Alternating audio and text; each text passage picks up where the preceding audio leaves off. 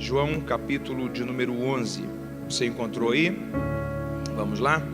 Eu quero ler com você alguns versículos. A partir do versículo 1 está escrito assim: Estava enfermo certo Lázaro de Betânia, a aldeia de Maria e de sua irmã Marta. Esta Maria, cujo irmão agora estava doente, foi a mesma que ungiu o Senhor com bálsamo e lhe enxugou os pés com os cabelos. Mandaram as irmãs de Lázaro dizer a Jesus: Senhor, aquele a quem amas está enfermo.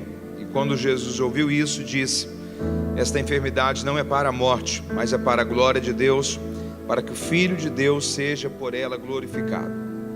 Jesus amava a Marta, a sua irmã e a Lázaro. Porém, quando ouviu que Lázaro adoecera, ficou ainda 2 dias no lugar onde estava. Depois disse aos seus discípulos: Voltemos para a Judeia.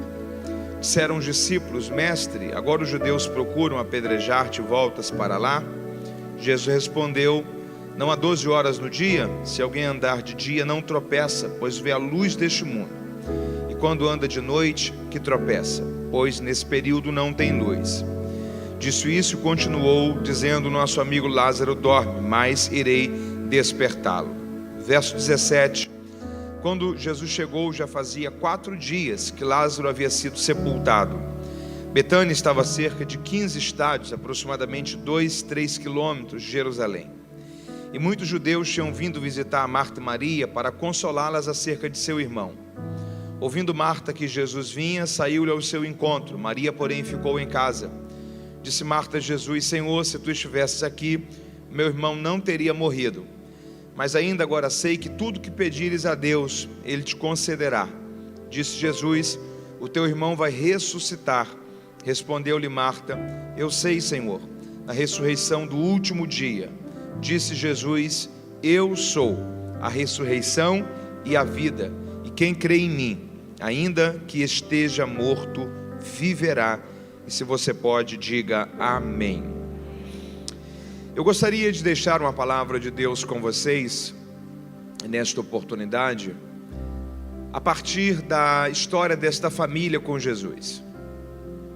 Sempre quando nós falamos sobre famílias que se relacionaram com Cristo ou que tiveram uma experiência com Cristo, há algumas que nos trazem sempre a ideia de proximidade em relação ao convívio que eles tiveram com Jesus.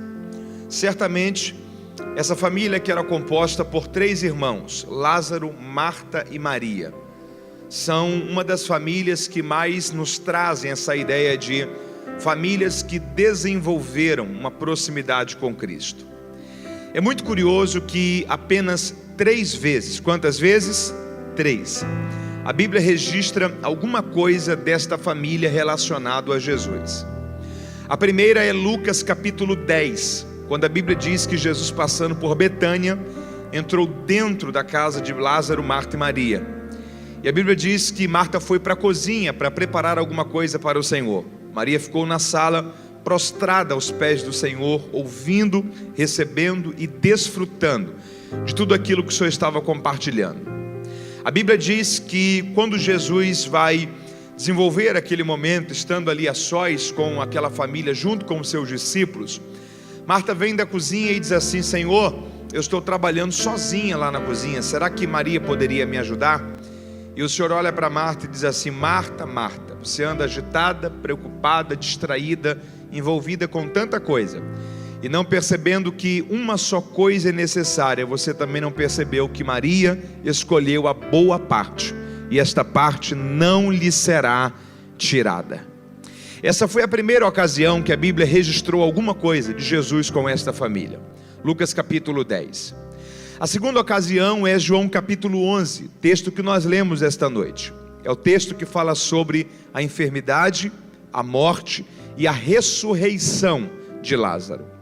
E a terceira e última vez que a Bíblia fala alguma coisa sobre esta família é o capítulo seguinte, capítulo 12 de João, que a Bíblia fala sobre uma ocasião 6 dias antes da Páscoa, aonde o Senhor retorna a Betânia, vai mais uma vez até a casa desta família, e a Bíblia nos diz que desta vez o Senhor estava conversando com Lázaro. Marta os servia, E a Bíblia diz que Maria vai trazer um perfume caríssimo, um nardo muito precioso, e vai manifestar através dele o seu louvor, o seu reconhecimento e a sua adoração para com o Senhor. Apenas essas 3 ocasiões, a Bíblia fala alguma coisa sobre esta família. Lucas capítulo 10, João capítulo 11 e João capítulo 12. Minha proposta esta noite a vocês, de forma bem rápida, dentro do tempo que me é confiado, é compartilhar a você um entendimento sobre como que, ao ponto que esta família foi se encontrando com Cristo, algumas coisas foram sendo ajustadas no que diz respeito à comunhão deles com o Senhor. O primeiro encontro, a primeira ocasião que a Bíblia registra esta família com Jesus é Lucas 10. Só para você inserir-se dentro do contexto geográfico aqui, deixa eu dar a você algumas informações. Jesus, ele nasce em Belém, ele cresce em Nazaré. Com 30 anos após se batizar, ele vai mudar-se para Cafarnaum, que era uma das cidades da Galileia. A região de Jerusalém era uma outra região. Jerusalém estava na região da Judeia. Você tinha 2 caminhos para você ir da Galileia para a Judeia. O primeiro passava por Samaria. Muitos judeus não gostavam de passar por Samaria, por causa de conflitos sociais, étnicos, religiosos. Então eles preferiam passar pelo caminho do mar, que era o caminho de Jope. O caminho por Samaria eram 7 dias a pé, passando por Samaria para ir até Jerusalém, saindo da Galileia. Você tem, por exemplo, João capítulo 4, quando João vai falar que Jesus passou por Samaria, ele coloca ali a expressão, e era-lhe necessário passar por Samaria. Ou seja, naquele dia não tinha outra ocasião a não ser passar por Samaria. Ninguém gostava de passar por Samaria. A grande questão é que o caminho por Samaria eram 7 dias de viagem a pé. Mas o caminho pelo caminho do mar, a viagem para Jerusalém por Jope, eram 14 dias de viagem a pé. Então, na grande maioria das vezes, quando você lê que Jesus está em Jerusalém com os seus discípulos, ele está a 14 dias de distância de casa, e os seus discípulos juntamente com ele. Esse é um detalhe interessante para a gente entender o mundo geográfico do contexto prático do ministério de Jesus.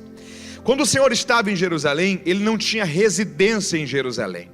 E ele não dedicava a sua atenção só para ficar em Jerusalém. Ele ia também aos lugares mais distantes, longínquos, carentes, necessitados da sua visitação. Então, imagina que Jesus saía bem cedo. Então, 5, 6 da manhã, ele está com seus discípulos saindo de Jerusalém e indo, por exemplo, para regiões próximas ali. Para alguém que já estava viajando todo dia a pé, 2 ou 3 quilômetros de caminhada a mais fazia uma certa diferença. Então, no final do dia, algumas vezes, Jesus voltando para Jerusalém, já anoitecendo, ele não seguia até Jerusalém, mas ele parava em Betânia. Eram 2, 3 quilômetros que ele economizava de caminhada com os seus discípulos para descansarem e no outro dia iniciarem novamente uma trajetória de visitação e evangelização àqueles locais. Por que é que Jesus fazia isso? É porque ele sabia que todas as vezes que fosse necessária, sempre haveria uma casa de portas aberta em Betânia. Sempre haveria uma família de corações abertos, dizendo: Senhor, a tua presença sempre é muito bem-vinda aqui. A nossa casa é a tua casa, o nosso lar é tua morada. O Senhor pode sentir-se à vontade aqui. É uma alegria para todos nós ter a tua presença dentro da nossa casa. Você pode levantar a sua mão e declarar isso ao Senhor? Diga assim: Senhor, a minha casa é a tua casa. Diga: o meu lar é o teu lar. A minha família é um lugar onde o Senhor pode sempre habitar. Marta, Maria e Lázaro tinham esse coração, tinham esse vínculo. E o Senhor sabia que essa casa sempre era um local de hospitalidade, sempre muito aberta, para bem recepcioná-los. Agora, entre dentro do mundo de Lucas 10, entenda isso daqui. Quem aí é dona de casa? Levanta a mão, faz assim, quem é dona de casa. Imagina que você está em casa, 11 da manhã, a campainha toca. Quando você vai ver quem está lá, Jesus mais 12 discípulos. Qual é a primeira coisa que uma dona de casa pensa? Tem que preparar alguma coisa para essa turma comer, sim ou não? Foi o que Marta pensou. Não é que Maria tinha menos compromissos ou menos responsabilidades, não. A questão é, quando ela percebeu a oportunidade que ela estava tendo de ter Jesus na sua casa, ela parou e ela entendeu que nada era mais prioritário do que ter Jesus dentro do seu lar.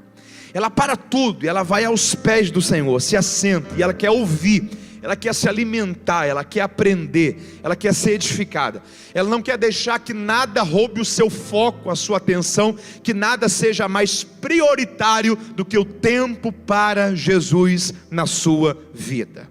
Aí Marta vem, e em outras palavras o que ela está dizendo é o seguinte: Senhor, peça a Maria para que se coloque no lugar dela. Eu estou sozinha trabalhando lá na cozinha, e ela se dá o luxo de se assentar, ouvir, eu trabalhando só lá na cozinha.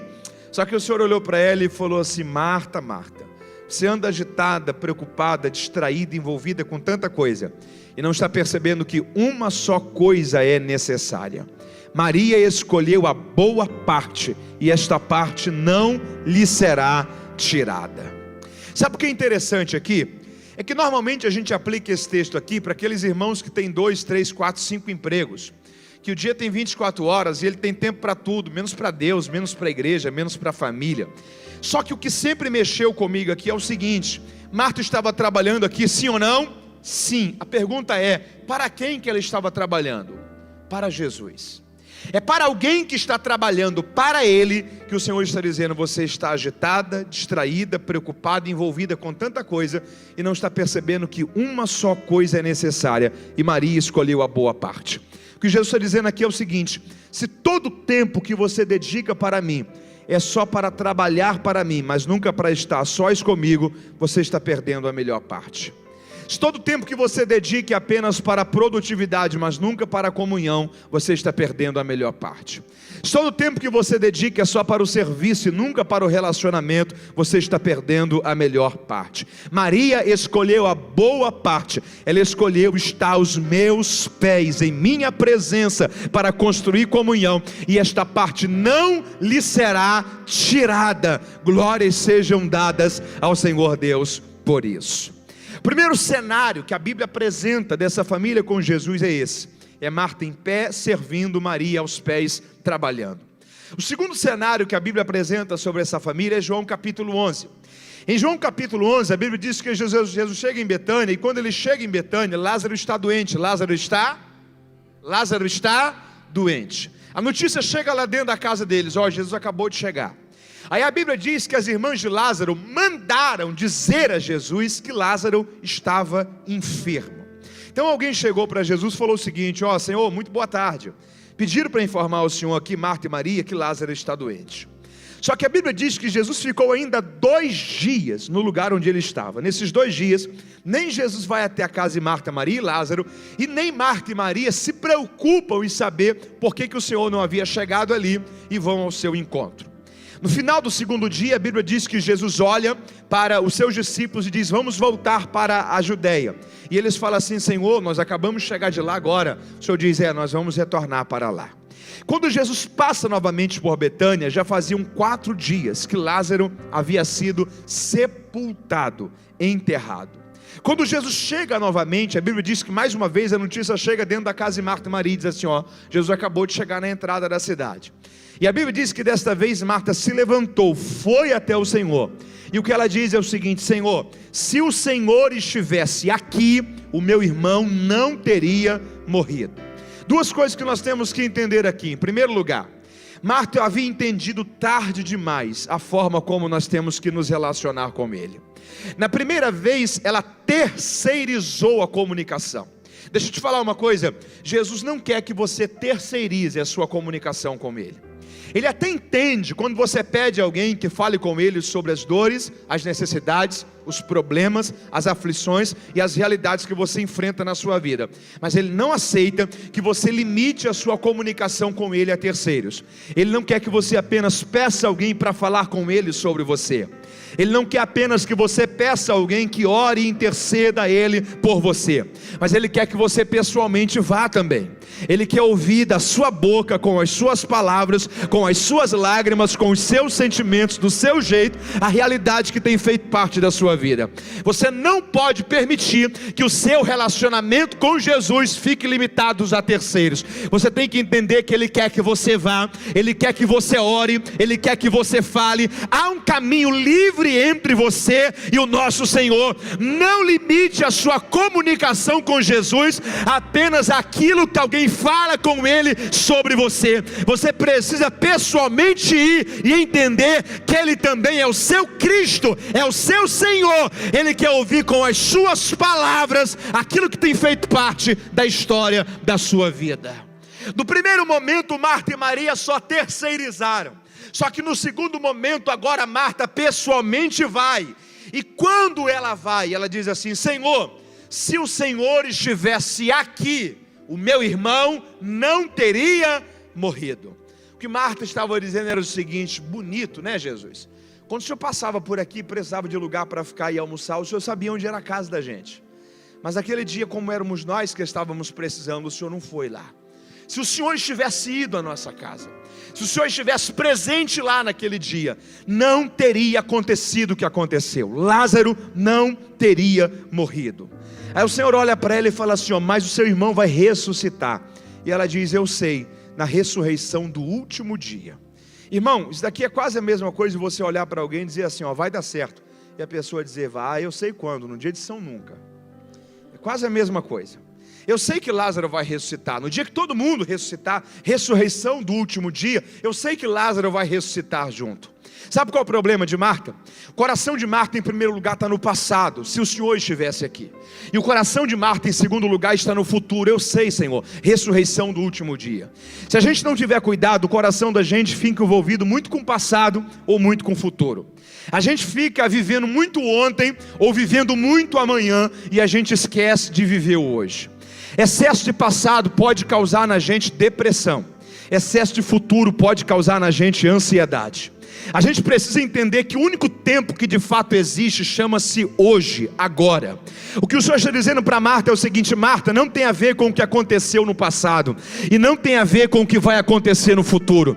Tem a ver com você entender que eu sou o Deus do teu presente, eu sou o Deus desse momento, eu sou o Deus do teu agora. E já que você mexeu em ressurreição, deixa eu me apresentar para você em uma dimensão que você ainda não me conhece. Eu sou a própria ressurreição e também a vida. E quem crê em mim, ainda que esteja morto, viverá, porque eu sou a solução para o seu presente. Quem pode glorificar ao Senhor Deus por isso?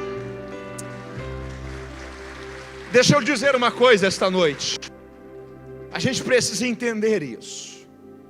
Aquilo que passou, a gente não consegue mais acessar para mudar. Aquilo que ainda não chegou, se você vive muito isso, se preocupa muito com isso. A ideia de preocupação é a junção de pré, a ideia de antecedência com ocupação. É você sofrer antecipadamente. É aquilo que causa em você ansiedade e agitação, talvez por algo que você nem vai viver.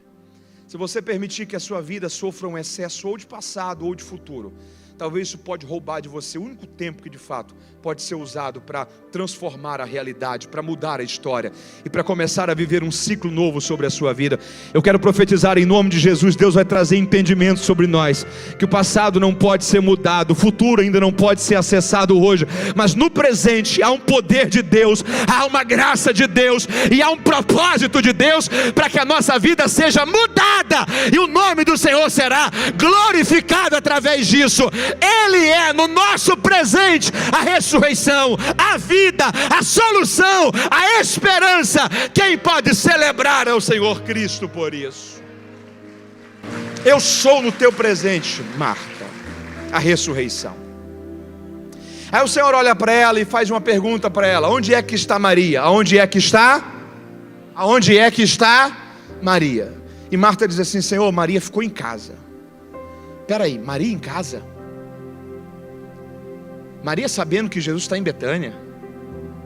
Logo Maria que ama estar na presença dele, estar aos pés dele, sabendo que Jesus está ali. Não vai, fica em casa. Não se perca em meio às perdas. Não permita que aquilo que foi perdido reconfigure você. Tire de você a alegria de viver, a capacidade de sonhar. Não permita que aquilo que foi perdido roube do seu coração a paz. Tire de você a esperança no Cristo vivo. Não se perca em meio às percas. Não abandone propósitos por causa daquilo que está sendo perdido. Vai lá chamar Maria. Quando Maria vem, a Bíblia diz que ela vê Jesus e a primeira coisa que ela faz é ir aos pés e dizer o seguinte: se o Senhor estivesse aqui, o meu irmão não teria. Tem uma coisa interessante aqui, a mesma fala de Maria aos pés é a mesma fala de Marta em pé. Se o Senhor estivesse aqui, o meu irmão não teria morrido. A diferença é só uma. Marta fala em pé, querendo argumentar. Maria fala aos pés. Como o que Marta quis fazer foi argumentar, Jesus fez o que com ela? Argumentou.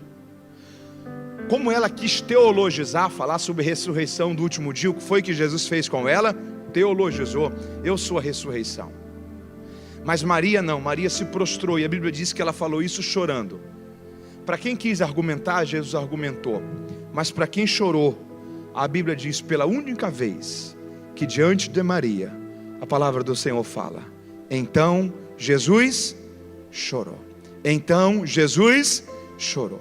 Porque ele argumenta com quem argumenta, mas ele chora com quem chora.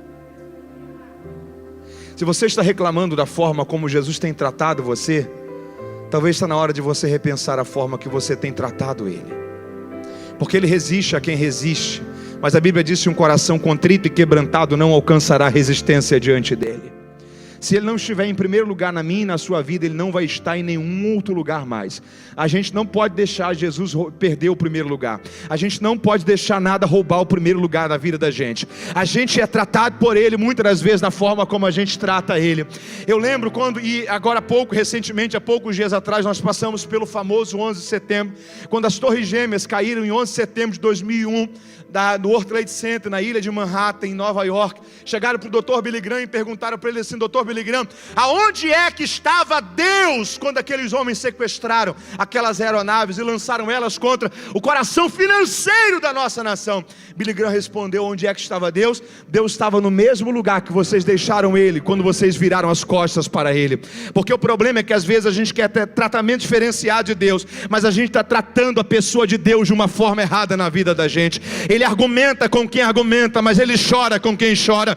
Ele resiste a quem o resiste. Mas se há um coração contrito e quebrantado em você, meu irmão, a graça de Deus será atraída sobre a história da sua vida. Nós precisamos tratar melhor a presença dele em nós. Vale um glória a Deus a isso aí.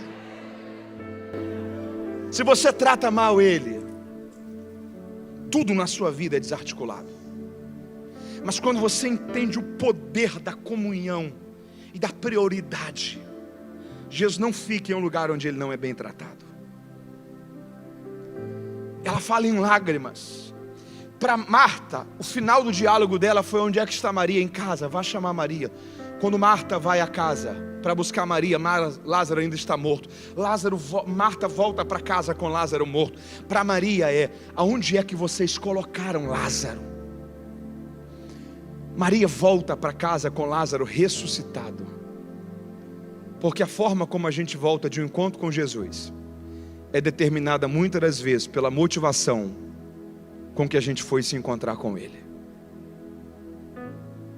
Se a gente vem para um espaço desse só para assistir um culto e não para fazer um culto, se a gente deixa na mente da gente ter a sensação que são só 2 horas, eu preciso ter a consciência tranquila que eu fui na igreja essa semana. Se a gente limita a nossa experiência com Deus só com isso daqui, e quando a gente sai daquela porta, a gente só vai lembrar de Deus, pegar na Bíblia, falar com Deus no próximo culto, a gente tem que repensar o tipo de cristianismo que a gente está vivendo. Sabe o que me assusta nesse texto? A primeira ocasião que eles encontraram com Jesus foi em Lucas 10. Em Lucas 10 eles estavam onde? Diga comigo: em casa. Em Lucas 10 eles estavam onde? Em Lucas 10 eles estavam onde? Em João 11 eles estavam na sociedade. Como é que Marta estava em casa? Em pé, agitada, preocupada, distraída. Como é que Marta estava do lado de fora? Em João 11, em pé, agitada, preocupada e distraída. Como é que Maria estava em casa? Aos pés. Quando Maria encontra Jesus do lado de fora em João 11, na sociedade, como é que ela está? Aos pés. Igreja é sociedade. Trabalho é sociedade, vida pública é sociedade. O tipo de cristãos que nós somos na sociedade é só continuação do tipo de cristãos que primeiro nós somos dentro de casa. Se vida cristã é algo que na mente da gente só acontece dentro de um auditório como esse de um templo, e se a gente não constrói vida cristã em nenhum outro local do nosso tempo, da nossa vida, a gente está limitando a nossa vida cristã só a uma experiência de 2 ou 4 horas por semana. O tipo de cristãos que nós somos na igreja, no trabalho, na universidade, na faculdade, é só primeiro continuidade do tipo de cristãos que nós somos dentro de casa. Deus quer restaurar em nós o tempo da nossa vida, a comunhão da nossa vida, porque se nós formos cristãos melhores dentro das nossas casas, na sociedade, aonde nós estivermos, o culto só vai continuar. Essa era a grande crise da samaritana. Ela chegou para Jesus e disse: Senhor, aonde é que a gente adora? Vocês dizem que é em Jerusalém, aqui dizem que é em Gerizim. O Senhor olhou para ela e falou assim: não, mulher, é chegada a hora vem, agora já chegou esse tempo em que não tem a ver só com o lugar, porque adoração é um estilo de vida, não é só algo que você faz em um templo. É chegada a hora em que os verdadeiros adoradores adorarão ao Pai em espírito e em verdade, porque Deus ama quem assim o adora. Levante a sua mão e diga: Deus, o meu culto precisa começar na minha casa. Se isso começar lá, quando você chegar aqui, a chama já vai estar acesa, a glória já vai estar sendo derramada, o poder já vai estar sendo liberado. Quem pode louvar a Deus por essa palavra? Deus quer renovar em nós essa convicção. Diga comigo: o tipo de cristão que eu sou na igreja é só continuação do tipo de cristão que primeiro eu sou dentro de casa. Eu estou concluindo aqui. Esse encontro termina com Lázaro sendo ressuscitado, com a comunhão sendo afinada e fortalecida. Aí quando termina João capítulo 11, você está comigo aí? Diga amém. Quando termina João capítulo 11, começa João capítulo 12. E João capítulo 12 começa dizendo: 6 dias antes da Páscoa. Você pode repetir isso comigo? Diga: 6 dias antes da Páscoa. 6 dias antes da Páscoa, Jesus volta a Betânia.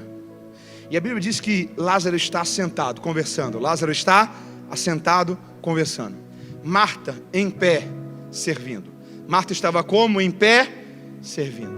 Maria, como é que você acha que ela estava? Aos pés.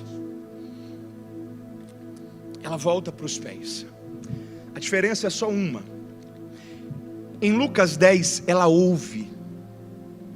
Em João 11 ela aos pés chora. Em João 12 ela traz um perfume caríssimo, um nardo puro, e ela quebra aquilo e derrama como símbolo de adoração. O que ela está dizendo é o seguinte: Senhor, eu não quero que a minha vida cristã se transforme em um museu, em um registro daquilo que apenas um dia eu vivi, eu fui. Ah, irmão, eu lembro quando eu fui batizado pelo Espírito Santo, foi uma alegria, eu chorei, falei em línguas. Tem 5 anos que eu não falo em línguas. Ah, eu lembro quando eu orava, quando eu fazia isso, quando eu fazia aquilo. Se a vida cristã da gente se transformar num museu, isso aqui é muito perigoso. Vida cristã é novidade de vida. E a prova disso é que Deus nunca se comparou a um mar, Deus sempre se comparou a um rio. Se você vai no mar da nossa cidade, pisa sobre as águas, essas águas são parte de uma maré que ela vai encher e desaguar, ela vai sair e vai voltar. Se você vai a um rio, se você pisa sobre uma pedra e toca nas águas do rio e volta amanhã, você pode tocar até na mesma pedra, você nunca tocará nas mesmas águas e no mesmo rio, porque um rio tem uma fonte, um rio tem novidade de vida. Deus é Deus de coisas novas, Deus é Deus de experiências novas. Deus quer gerar coisas novas na história da vida da gente. Você está entendendo isso? Fica em pé comigo se você pode, em nome de Jesus. O terceiro encontro, ela está fortalecendo a comunhão. Ela está fazendo por Deus algo que ela ainda não fez. Ela está oferecendo um perfume. Meu tempo conclui aqui, eu quero orar com você. Mas deixa eu lhe falar rapidamente 2 coisas. Em primeiro lugar, Quem aí já entornou água, suco, aquele almoço que virou uma taça de suco na mesa e você teve que enxugar? Isso já aconteceu com você? Faz assim. Você enxugou com o quê? Com os cabelos? Sim ou não? Você enxugou com o quê? Com pano, porque pano tem poder de absorver, poder de absorção. Maria enxuga com os cabelos o perfume, o líquido. O que ela está dizendo é o seguinte: Senhor, eu quero deixar muito claro para o Senhor que eu não tenho pressa de sair da sua presença. Eu sei que isso aqui vai demorar, mas eu descobri que o meu lugar é aos teus pés. Você pode repetir isso comigo? Diga: o meu lugar é aos teus pés. Coloque sua mão no seu coração. Diga: Senhor, eu ouvi a tua palavra e eu peço ao Senhor, traz a minha vida de volta para ti. Fortalece em mim a comunhão. Me ajude, Senhor, a viver uma vida aos teus pés. Eu quero viver mais comunhão. Eu quero viver mais intimidade. Eu quero viver mais relacionamento. De olhos fechados, comece a clamar, dizer: Senhor, eu preciso ser um cristão melhor. Comece a clamar pela presença dEle, buscar pela paz que habita nele sobre a sua vida.